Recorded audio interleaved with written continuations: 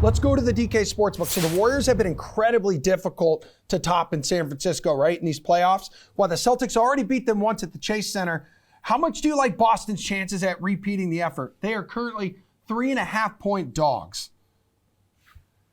Oh, man, I really want to pick the Celtics outright. I don't think I can do that, but I do think they're undervalued. So they're getting 3.5 points here. It's plus 140 on the money line.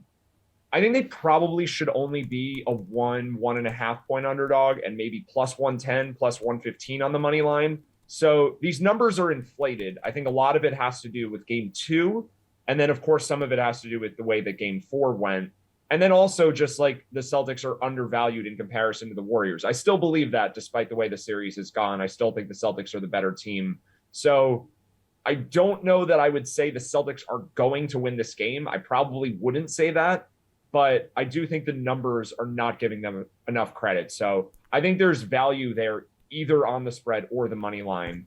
I hope they win, of course, but I do think they are a decent bet tonight. The numbers just seem a little bit too high. One other thing, though, I do think the line will end up reaching 4 at some point in the day. So if you do like the Celtics, it's probably worth waiting a bit to see that number get up from 3.5 to 4. I mean, Matty, it's been a counter-punching postseason here, too, because both these two teams are combined 12-1 against the spread off a loss in the playoffs. So these two teams, as we've talked about all series long, are so good after they suffer a defeat. They have been. Like, I know that those trends exist, and I still don't really buy them being important. The main reason is both of these teams are really good, and they're good against the spread in all scenarios. Yeah. Really. Like, they win most of their games, both the Celtics and the Warriors, throughout the season. They are good off a loss. They're also good off wins. I mean, they've been better off losses, which I guess is kind of strange. But, yeah, like, we should expect both of these teams to be good in every situation. So I kind of just refuse to buy too much into it, but I do feel like it matters a small amount. Like, the Celtics are going to respond.